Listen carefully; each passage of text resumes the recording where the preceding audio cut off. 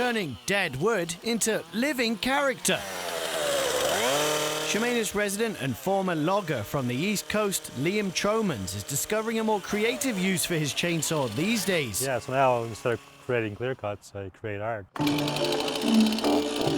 Since the turn of the century in the year 2000, Liam has been shaping his abilities to carve the wild native animals of Canada. Yeah, I just love animals. I have 2 dogs here, and back home in Nova Scotia where I grew up, as a child, I was always wandering the forest and the woods, and just a love of nature, really. And, so I kind of incorporated it into my pieces, and I just love animals. And it all started one lunch break at work when he carved a rabbit. Pretty crude, just a rabbit, big ears. When his brother gave the rabbit to a neighbor as a gift, well, more custom orders started coming in. Business began booming. So much so that 3 years ago, Liam quit the forestry industry altogether to pursue his wood carving full-time here on the West Coast. Sometimes you have to do quick carves to make money, keep the price low, and do a nice eagle or bear. And sometimes you want to do a nice big gallery piece that you spend, a couple weeks on. So it's, time varies, but I do, in the run of a year, hundreds and hundreds of carvings. Creating each piece from a vision he has in his mind. And each one's different. I guess part of me comes out in them too sometimes, personalities.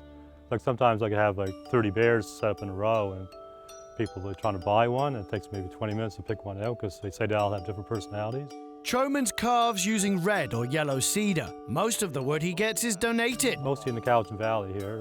Sometimes I go to Nanaimo. I have a friend up there, Mike Gogo, and it's been very good to me. He has a mill and he gives me butt ends and pieces, and really nice gentleman. So I go up there, and sometimes people buy a carving off me, and they'll stop by a week later. Here's a log or whatever that fell down my yard. Hope you can use it. Usually I just kind of let the log dictate what it's going to be. It could have a curve in it or some roots, whatever, and I try to incorporate that into, it's kind of a funky piece or whatever. It depends on the wood, really. What do you see this being?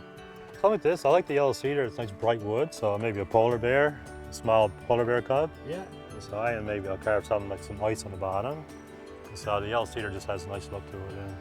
And then this little piece down here, what do you vision for that? Now that's a piece of old growth. Somebody dropped this off to me actually. Piece of old growth red cedar, and I'm thinking maybe probably an eagle for that because the color is so nice in that old growth red. Just nice rich tones to it. As a child, Liam fancied himself as a sketch artist and painter, a hobby that he's returned to after many years away. Only now it's his carvings that are his canvas. Liam uses a water-based stain to create colours in each piece. He's recently been commissioned by local First Nations to carve memorial grave markers for community members who have recently passed. Liam invites you to give him a call at his workshop, officially known as Woodswork Art Nature Carvings. Here's where you'll find a whole food chain of chainsaw-carved carnivores, or even a few seaside scavengers if you're lucky. My first memory is my father starting up a chainsaw in the backyard. It was probably, I think I was even 3, so I go way back to I think the chainsaw noise. But and I worked in forestry for 30 years, so it seemed so natural to hold a chainsaw for me. Proving that in the right hands, a noisy, seemingly destructive machine can in fact help to produce delightful pieces of art to be proud of. In Chemainus, I'm James Green.